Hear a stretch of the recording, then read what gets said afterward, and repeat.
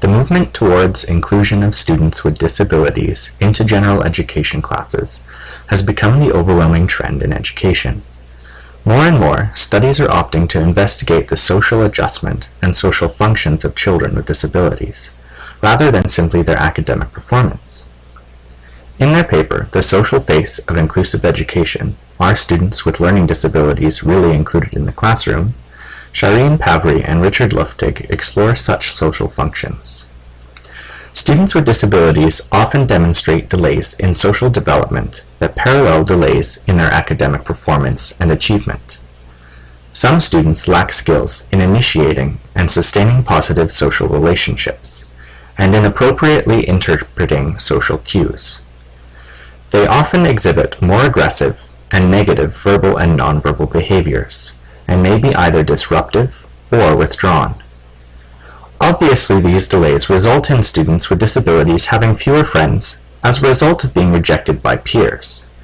But inclusive classrooms can have a positive effect on the social functioning of students with disabilities, including the peer relationships and self-concept of students with learning disabilities. Students in one study reported increases in reciprocal friendships and lower level of social alienation after being in an inclusive classroom for the entire school year. That's not to say that there are not difficulties in an inclusive classroom. There is some evidence that students and teachers are not always accepting of students with disabilities, and can often ignore or actively reject such students, praise them less, and consider them less desirable than students without disabilities.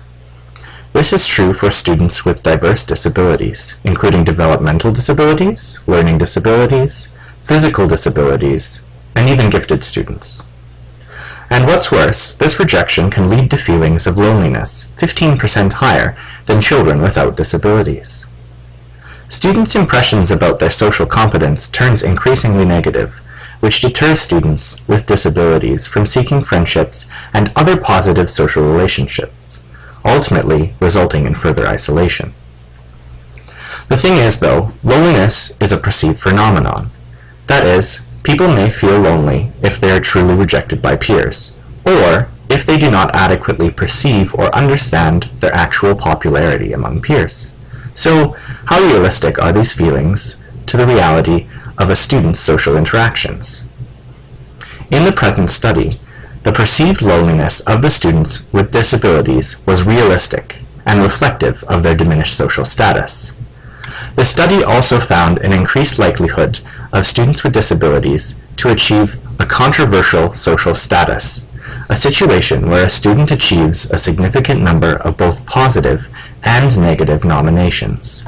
However, not much is known regarding the specific behaviors that lead to students' social status being controversial. Despite all the social rejections, the students in the study did not label themselves as being less socially competent.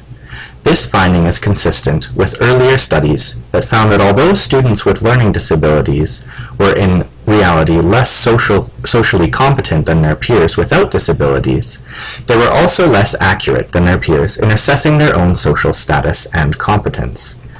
Thus, it's important to note that merely placing students with disabilities in inclusive classrooms is not sufficient to allow for their social inclusion, and that other supports need to be in place to facilitate their acceptance and belonging in the peer group. This may include teacher support, which is the #1 deciding factor as to students being accepted by peers, reporting less loneliness, and maintaining student self-esteem, as well as peer support from the other students in the classroom. However, regular classroom teachers and classmates without disabilities should not and cannot accept total responsibility for the social acceptance of peers with learning disabilities. That is, social acceptance is not automatic, and is usually based on the student's set of social behaviors that he or she demonstrates with peers. For this reason, it's important that the student with learning disabilities receive intentional and active coaching in learning the social behaviors that lead to acceptance. All in all, what this means for teachers is that to reduce loneliness and increase overall student acceptance in an inclusive classroom, we must work at creating a positive learning environment that is understood by created using Powtoon.